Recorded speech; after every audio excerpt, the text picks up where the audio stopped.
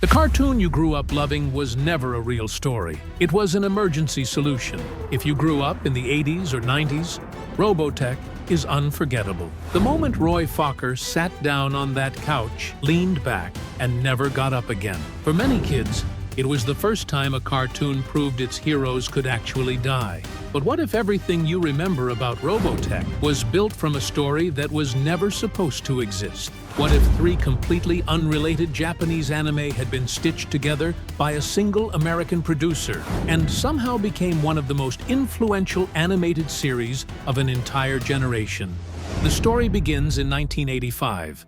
Carl McKeck was a producer at Harmony Gold USA, an American company that held distribution rights to several Japanese animated properties. Among them was Macross, 36 episodes about humanity's first contact with a race of giants called the Zentraidae, seen through the eyes of a young pilot named Hikaru Ichijo and a teenage singer named Lin Minmay. 36 episodes, 29 short of the minimum required for American syndication. But Harmony Gold held the rights to two more Japanese series, Southern Cross from 1984 and Genesis Climber Mospiata from 1983. Three separate productions, different studios, fictional universes with absolutely nothing in common, but they all had giant transforming machines.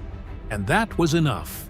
McKeck hired writers to rewrite every single line of dialogue from scratch. He invented a fictional military organization called the Robotech Defense Force, renamed characters, and built a mythology that had never existed. 85 episodes from three unrelated series. One single name, Robotech. Robotech premiered on September 9th, 1985, 5 days a week, across the United States. And what happened in the weeks that followed was unlike anything American television had ever seen. The story moved forward every single day. There was no reset between episodes. Consequences were permanent. Roy Fokker, Rick Hunter's mentor, and the finest pilot in the Robotech Defense Force, was shot down in aerial combat and came home carrying a fatal wound he never told his girlfriend Claudia Grant about. He sat down on the couch, he laughed with her like nothing had happened, he bled in silence. He died before anyone came to help. He was gone, and he never came back. On a television landscape where cartoon heroes showed up the next episode like nothing had ever happened, Roy Fokker's death was a seismic event. Kids wrote letters to broadcast networks. Parents called the stations. Nobody had prepared an entire generation for a cartoon that played by those rules. And that was only the beginning. The love triangle between Rick Hunter, Lin Minmay, and Lisa Hayes ran 36 episodes and ended with a quietly devastating choice. Because Minmay was never wrong for loving him, and Lisa was never wrong for waiting.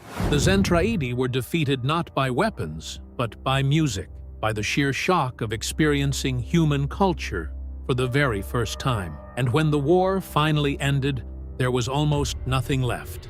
The first Robotech saga ended in devastation, with a fragile hope built on rubble. American kids had never seen a cartoon end like that. But here is the detail nobody tells you about the second saga. Southern Cross had been canceled in Japan before its own story was finished. The second arc of Robotech was an incomplete series from another country, dropped into the middle of an American saga as if it had always belonged there. Millions of kids thought Robotech just got boring in the second saga, never knowing they were watching something that had literally never been concluded. But there is something even stranger than that. The real damage wasn't what happened in 1985. It was what happened in the 20 years that followed. Shoji Kawamori, the creator of Macross, had never authorized any of this. His work had been merged with two unrelated productions without his agreement. His characters were renamed. His dialogue was erased. His universe was absorbed into a mythology he never imagined. Hikaru Ichijo, the character Kawamori had built from nothing, had become Rick Hunter forever in an entire country. And because Harmony Gold held the American rights, his entire franchise paid the price. Macross had sequels. It had theatrical films. It had a whole universe expanding in Japan.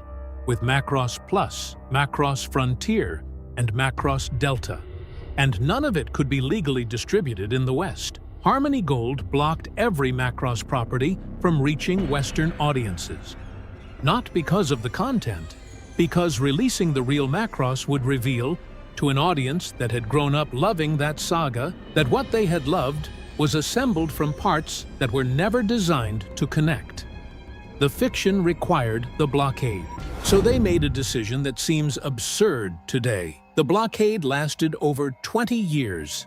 Fans who found the original Japanese versions online in the early 2000s felt something that was hard to name. It wasn't just betrayal, it was something more complicated, more unsettling than that. Because you could sit down in front of the original Macross episodes and realize, scene by scene, that the emotion you had felt at 8 years old was real. The grief over Roy Fokker was real. The weight of Rick Hunter's choice was real. The pain of that devastated ending was real. But the story those feelings were attached to had been assembled without permission, from material whose creators had never agreed to share. There was no word for what you had loved. It wasn't Macross. It wasn't exactly Robotech either. It was something that only existed in the space between the two, built on a lie that produced real feelings. On April 17, 2010, Carl Makek died of a heart attack at 58 years old. He left behind a fandom that never reached a consensus on what to call him. On one side, we were deceived. The series we loved was built on appropriation and convenience. The creators of 3 separate shows watched their work get renamed, rewritten, and absorbed into a mythology they never agreed to share. On the other side, without the imitation, we probably never would have found the original. Without Carl Makek stitching those 3 series together in 1985, it's possible none of this ever reaches American television. Without Robotech opening that door, series like Dragon Ball Z, Sailor Moon, and Ghost in the Shell may never have found an American audience willing to receive them.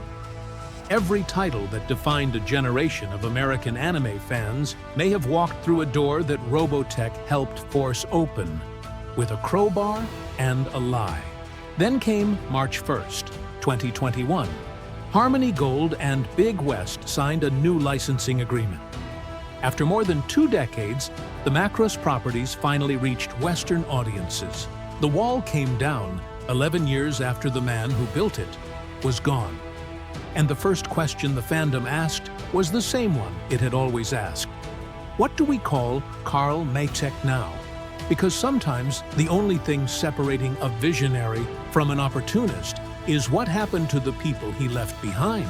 And in this case, both sides are right. If this video made you see Robotech in a whole new light, share it with someone who grew up watching it. And if you want to know the forbidden truth behind another classic that TV kept hidden from you, subscribe to the channel. Because the next video is about a character who seemed harmless but had a deeply disturbing past. See you then.